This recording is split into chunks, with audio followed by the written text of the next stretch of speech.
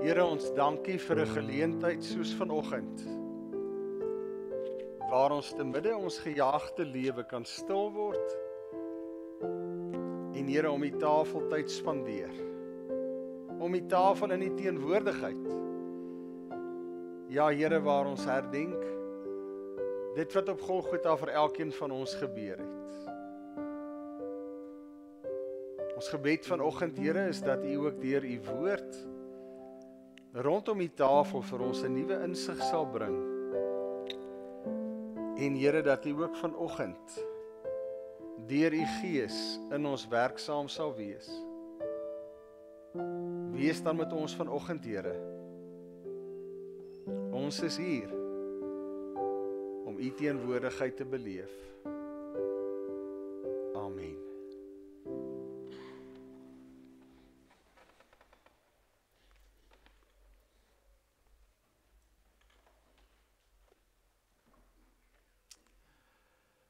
Alle paaie lei na sy tafel.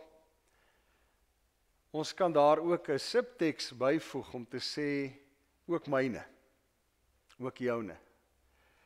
Wat bedoel ons daardeur? Wat maak 'n tafel, die tafel van die Here? Die oomblik as ons die tekens van sy liggaam op daardie tafel plaas, word dit 'n tafel van die Here. En as ek en jy daar by hand sit, het ons aandeel aan die intimiteit, die teenwoordigheid van ons Here. En dis die voorreg wat ons vanoggend het. 'n Tafel in ons tyd het ook 'n simbool geword. So baie word deesdae daaroor geskryf. 'n Simbool van eenheid, 'n simbool van saamwees, 'n simbool waar daar regtig waar in 'n persoonlike ruimte met mekaar gedeel kan word. Mekaar se seën beleef kan word. En dis wat ons vanoggend graag wil doen, ook as sy kinders, as ons hier saam is. Voor ons kan die Here se tekens gebruik, moet ek en jy stil staan by 'n paar fasette. Die een daarvan is ons menslike wese, wie ons is en wat dit aan ons doen. Baie goeie voorbeeld is Dawid. Ons ken vir Dawid, ons leer hom waar hy gesalf word. Ons lees dat die Here vir die profeet sê, ek het 'n man gevind, nie net 'n gewone man nie, 'n man na my hart. En daardie man het hy nie gaan vind in die raadsale van daardie tyd nie. Hy het hom gevind agter 'n troppie skape. Hy was 'n herder. En ons weet uit Psalm 23, dat hy as jong herder die Here op 'n ander manier beleef het. Dat hy begin identifiseer het, soos ek herder is daar 'n herder vir my. En daardie herder het onder andere 'n tafel wat hy vir my dek. En as ek by daai tafel aansit, word ek die gas, word hy die eregas. 2 Samuel 11 gebeur daar egter iets. Ons lees dat Dawid op sy paleis se dak wandel en sy oog vang 'n dame wat besig is om te bad. Dit bly nie daar nie. Hy nooi haar na sy paleis en ons weet wat gebeur. Die resultaat is sy word swanger. Haar man, Uria, Dawid maak 'n plan. Hy bring hom huis toe. Hy probeer hom vir 3 dae dwing om gemeenskap met sy vrou te hê, sodat die baba wat op pad is, dat hy die een kan wees, wat ons sê, dis jou kind. Ria wil nie. Hy sê, ek kan nie dit doen, terwyl my mede soldate veg. So hy het gaan slaap by die slawe, maar hy het nie huis toe gegaan nie. Dawid gaan verder, hy sê vir Joab, sit hierdie man nou aan die voorste linies, en wanneer die geveg op sy velste is, onttrek agter hom, dat hy kan sterf. So waar dit begin het met 'n wandeling op die dak, het dit net geeskaleer. Het dit 'n bal geword wat momentum kry, en eindig in die dood van hierdie man.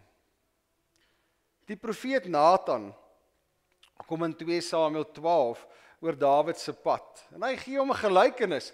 Hy vertel hom van 'n ryk man en 'n arm man wat net een ooi lammetjie het, wat by hom in sy kamer slaap, wat uit sy hand uit eet. En dan kry die ryk man wat duisende stuks vee het, besoekers. En hy gaan vat daardie lammetjie, berei dit as 'n maaltyd voor. Dawid onmiddellik ontketen 'n innerlike woede en sê, so 'n man kan nie leef nie, hy moet gedood word. En dan daai vernietigende woorde, Nathan sê vir hom, dit is jy. Jy's die ryk man. En Uria se lammetjie het jy gevat net omdat jy kan.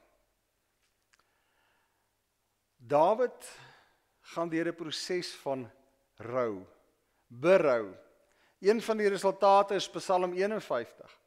Hy sê vir die profeet Nathan, ek het teen die Here gesondig. Hy verootmoedig hom. In Psalm 51 skree hy, smeek hy by die Here en hy sê, wees my genadig, Here, vergewe my. Die Here gaan verder. Hy vergewe nie net nie. Hy herstel hom weer. Die gevolge van sy daad moes hy dra. Die eersteling wat Batsheba verwag het, sterf 7 dae na geboorte. En toe verwag sy 'n tweede. En Salomo word gebore uit hierdie huwelik. 'n Huwelik wat nie begin het op die manier wat dit moes nie. Maar nadat Dawid hom tot die Here gewend het, hom verootmoedig het, het die Here hom herstel, en die volgende seun het hy 'n welbehae ingevind. En hy het hom koning laat word. Hy pas nie net in die geslagslyn nie, maar ook in Jesus se geslagslyn. En ons kom agter as ons lees, en ook buite Bybelse bronne lees, dat Batsheba 'n baie invloedryke vrou geword het.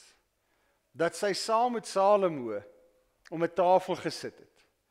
En dat sy waarskynlik die gawe ook van wysheid gehad het, wat sy met haar seun gedeel het, wat bekend was vir sy wysheid. Waarom gesels ons vanoggend oor Dawid? Sy paai het deur sy eie doen en late wegbeweeg van die teenwoordigheid, die tafel van die Here. Maar die Here het vir hom weer die deur oopgemaak en gesê, welkom terug by my tafel. Die Here het sy hartgrondige berou nie net beleef nie, maar geëer. Ek en jy het maar ook 'n stukkie Dawid in ons. Ons doen ook maar dom dinge. En as ons terugkyk, dan sê ons vir mekaar, as ek dit moet oordoen, sal ek dit nie weer doen nie. Ek is seker Dawid het ook baie keer gesê, as ek dit kon oordoen, sou ek van my dak afgeklim het en nie tot hierdie uiterstes gegaan het nie. Die hartseer is, as ek en jy sulke momente in ons lewens het, ja, dit neem ons tydelik van die Here se tafel af weg, maar die hartseer is, ons bring dit baie keer terug tafel toe. Dis my voorreg om saam met ons boeties en sissies, wat regtig in die laaste seisoen van hulle lewe is, 'n pad te kan stap. Waar ons beide weet, dis 'n kwessie van tyd, voor die Here se hand uitgestrek word en hom of haar kom haal. En dan het ons ernstige gesprekke. En ons gesels oor die tafel van die Here wat wag in die hiernamaals, Psalm 23. Maar ons gesels ook oor geloofsekerheid. En ons gesels oor die groot vraag, glo jy van harte dat die Here vir jou sondes aan die kruis gesterf het? En in baie van daai gesprekke kom die vraag, maar dink jy die Here het my ook hiervoor vergewe? En as ek dan vra, het jy al vir die Here vergifnis gevra? Ja en nie ja. Ek kan nie eers tel, ek kan nie eers onthou hoeveel keer nie, maar hierdie ding kom terug. Dit bly by my. En keer op keer gaan ek na die Vader toe en vra, vergewe my vir dit wat ek gedoen het. Ons bring dit saam tafel toe. Daar wat Dawid in Psalm 51 die Here smeek en sê, vergewe my, uit sy pen skryf hy ook, en hoe hanteer die Here my in jou vergifnis? So ver as die ooste verwyderd van die weste is, so ver verwyder hy ons oortredinge van ons, as ons dit bely. Dit word geëcho in 1 Johannes 9 vers 9 en 10.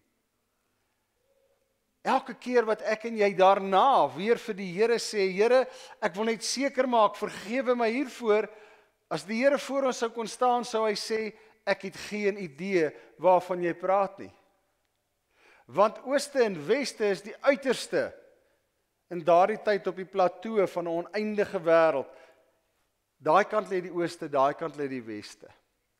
So as die Here dit so ver van my verwyder, is dit oneindig ver en afgehandel. Maar ek en jy kies, keer op keer, bring ons hom terug tafel toe. Die interessante is, dat die Here net stom geslaan staan, as ek en jy dit weer vir hom vra. My kind, ek weet nie waarvan jy praat nie. Ek en jy het vanoggend 'n geleentheid, as ons hierdie tekens gebruik, om te sê, Here, ek wil klaarmaak. Klaarmaak met daai dinge, dit is niemand anders as Satan wat my en jou oor en oor aankla vir dieselfde oortreding nie. Ek wil klaarmaak daarmee. Eens en vir altyd. Laat dit agter my, dis afgehandel. Ek vier vanoggend die feit dat U my teruggeneem het aan die tafel. En vanoggend wil ek hom sê, ek glo van harte, U liggaam is vir my gebreek tot genesing van my wonde. Ook daardie wond vir 'n ding wat ek gedoen het, wat ek geweet het, ek nie moes doen nie. Meer nog, as jy vanoggend hier sit, jy gebruik hierdie teken, sê Here, dankie dat ek weer vanoggend kan ervaar, ek word herstel as vriend van God. Want dis wat ons word, vriende van God. Iemand op wie hy welbehae het. Nie op grond van wat ons gedoen het nie, maar op grond van wat hy gedoen het, het ons volkome sy kinders geword. En so hanteer hy sy kinders by sy tafel. So lees ons by die verlore seun hoe hy daardie kind hanteer het. Dis hoe hy my en jou hanteer. Hy ontvang ons met oop arms. Hy klee ons met sy kleed. Meer, hy sê, kry my tafel gereed. My seun, my dogter gaan aansit by my tafel. Ons gaan saam fees vier. Ja, 'n man en vrou met 'n hart vol berou word 'n man of 'n vrou na God se hart. 'n Man of 'n vrou wat doen wat die Here hom beveel om of haar beveel om te doen.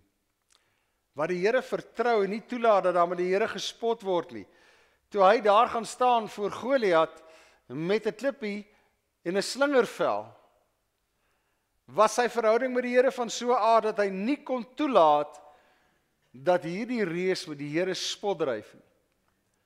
En hy het oorgegaan tot aksie. 'n Vriend van God. Tweede persoon vanoggend, voor ons aansit by die tafel, Petrus. Ons dra elkeen 'n stukkie Dawid in ons, en ons dra elkeen 'n stukkie Petrus in ons. Petrus was onverskrokke. Die laaste avondmaal, 'n besonderse geleentheid, ons lees daarvan in Lukas 22.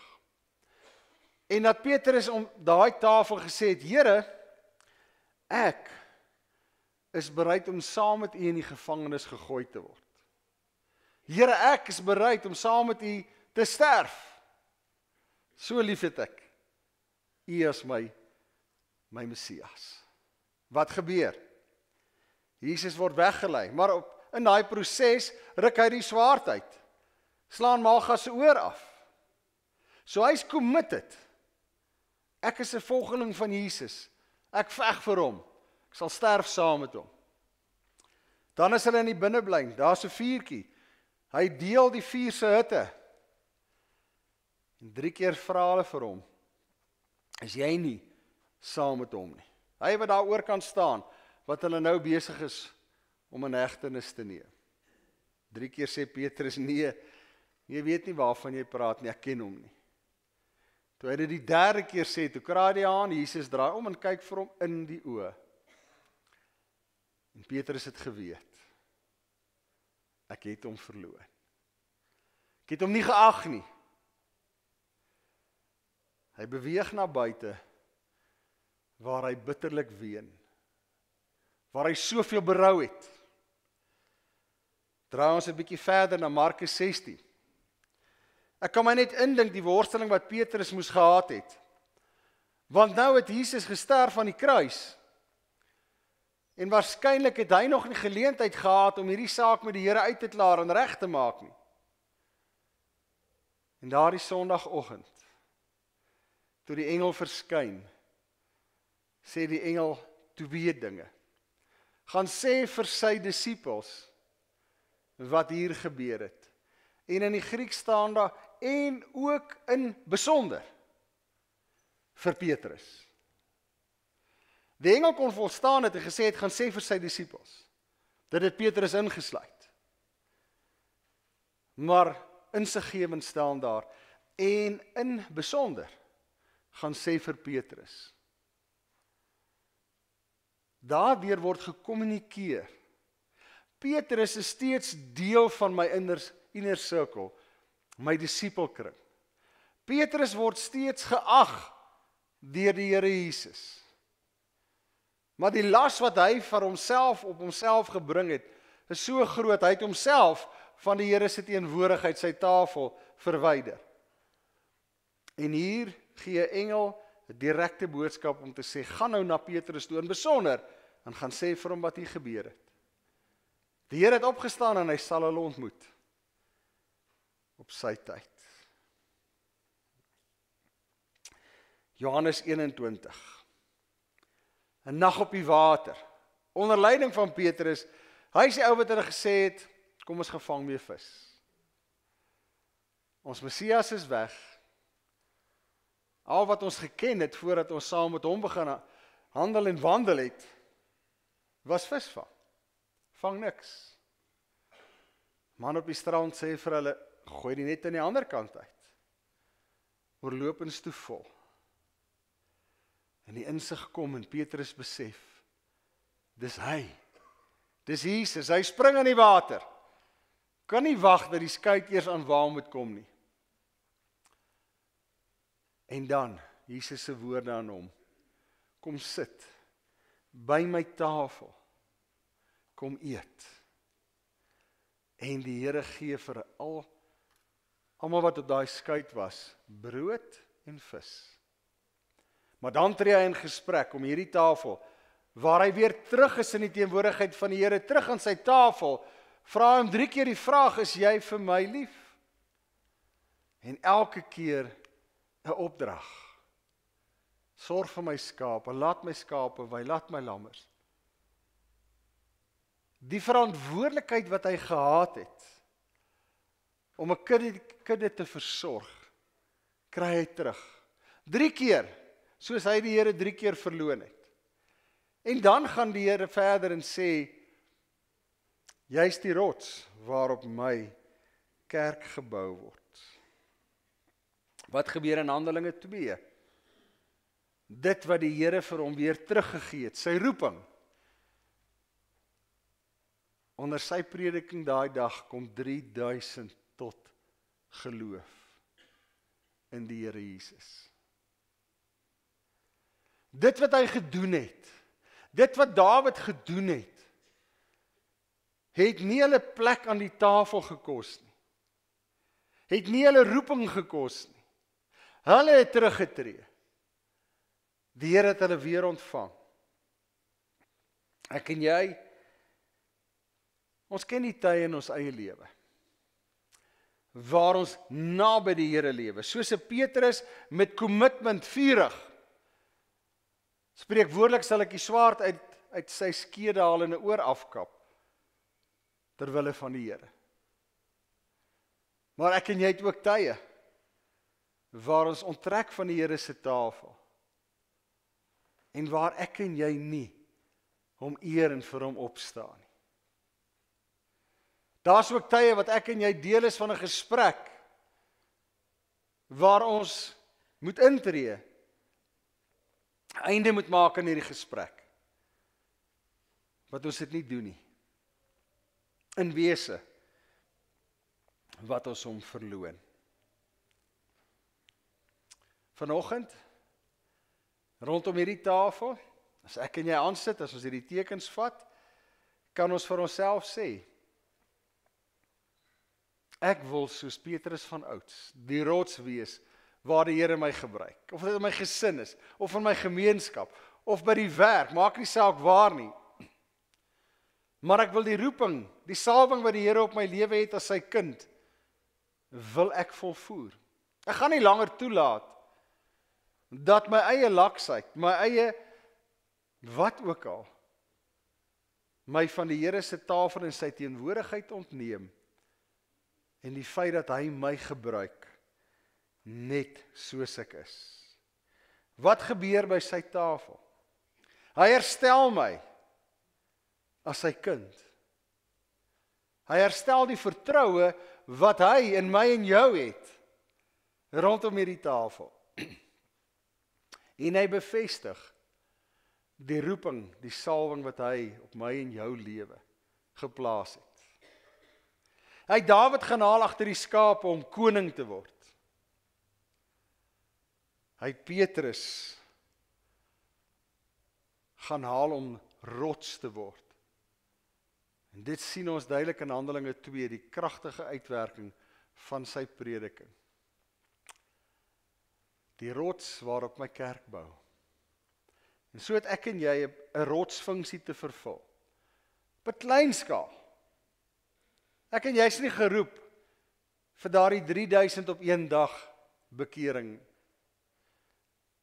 Ek en jy is dalk geroep om net te wees wie ons is as kind van die Here, waar ons is.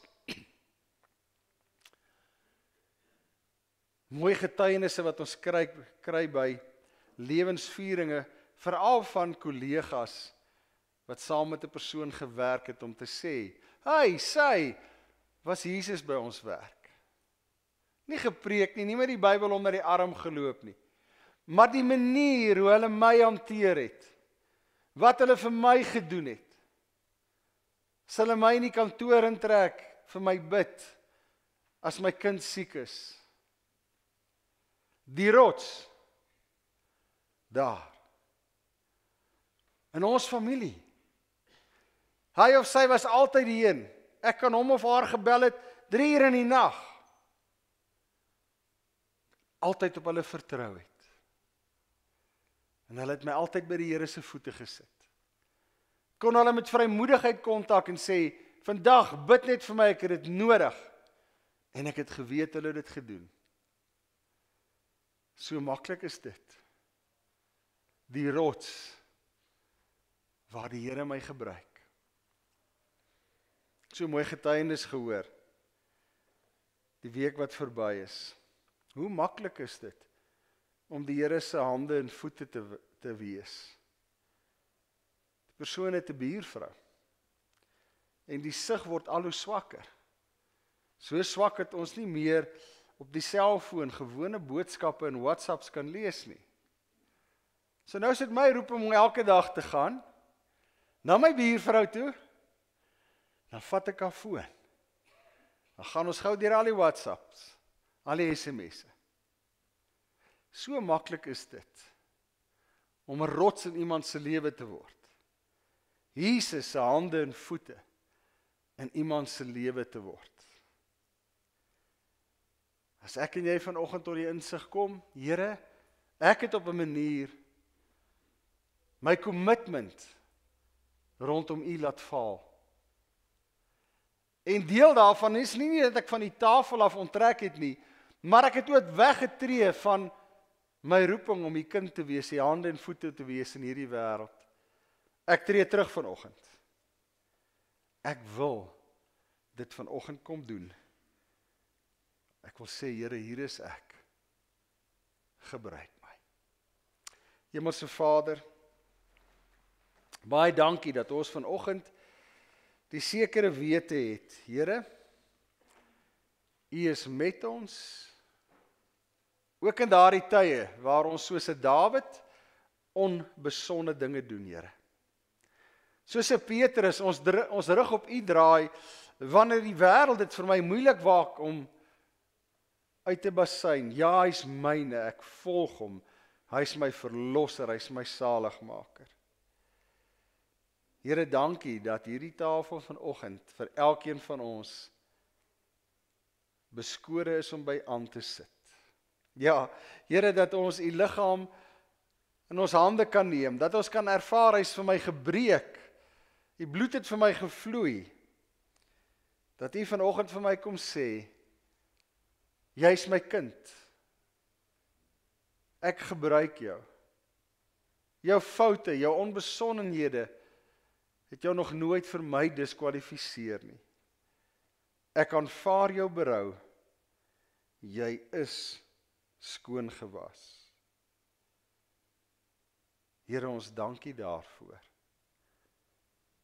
Amen.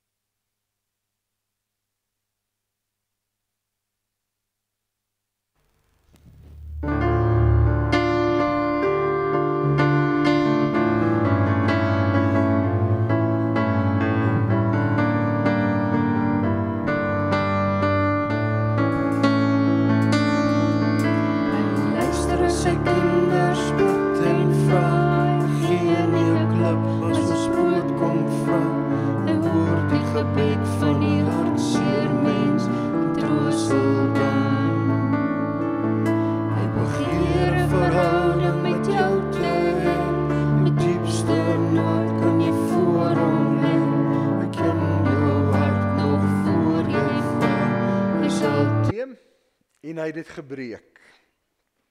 Hy het dit aan hulle uitgedeel. Dawid het hom die reg toegeëien om iemand se lewe te neem en dit te breek. Ten spyte daarvan het die Here hom vergewe. Daarom kan ek en jy vanoggend hierdie brood breek en ons kan sê, Here, dankie. Dankie dat U my sondes volkome vergewe. Dankie, Here, dat daar deur U wonde, vir my wonde, ook die wonde wat ek ander toegedien het, genesing kom. Dat U vir my altyd plek maak aan U tafel, soos vanoggend. Kom ons neem dit, kom ons eet dit, kom ons glo van harte, dat die Here vir my en jou vrygemaak het, skoon gewas het.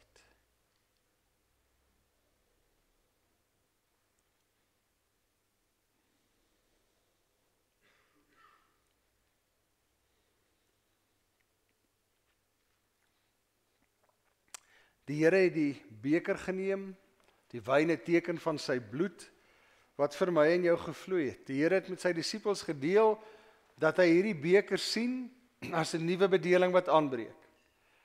Die bedeling van bloed wat vloei, vir sy wonde, vir genesing, is verby. Sy bloed het gevloei, eenmaal, vir ons almal. En vanoggend as ons dit neem, dan herdenk ons dit.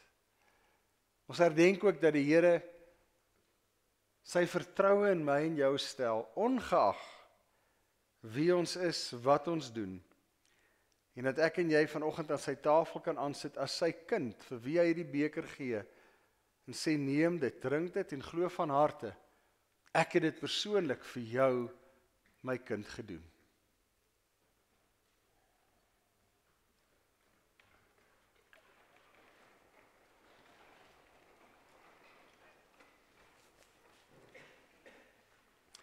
Is daar iemand vanoggend wat graag die beker wil gebruik? Enige persoon wat die beker wil gebruik? Lyk nie vir my so nie. Here, dankie. Dankie dat U dit vir ons gedoen het. Here, dankie dat ek ten spyte van alles, Here, in my lewe wat ek anders sou wou doen, steeds welkom is aan die tafel. Steeds bruikbaar is, Here, in U hand. Here, gebruik my soos U wil en waar U wil. En dankie dat ek U nie net Vader kan noem nie, maar Verlosser, die een wie se liggaam vir my gebreek is, wie se bloed vir my gevloei het.